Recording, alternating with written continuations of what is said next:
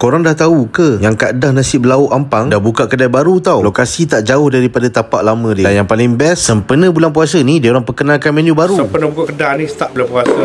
Menu terbaru nasi kerabu ayam percik. Kita start pukul 3 sampai pukul 12 malam. Start pukul 8 sampai pukul 12. Kita ada colek buah, colek campur macam-macam lah.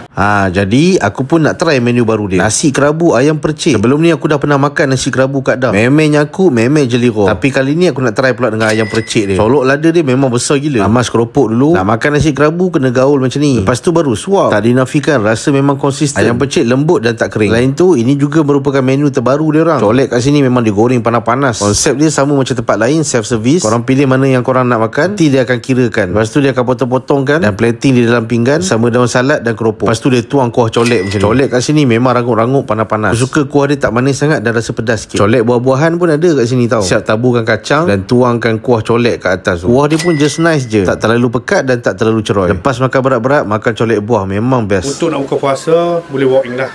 Booking pun boleh, walk in pun boleh. Kira meja pun banyak, parking pun banyak, tak ada masalah. Lokasi dia boleh waste Kak Dah Nasi Berlauk ataupun boleh WhatsApp nombor dia bio tu lah.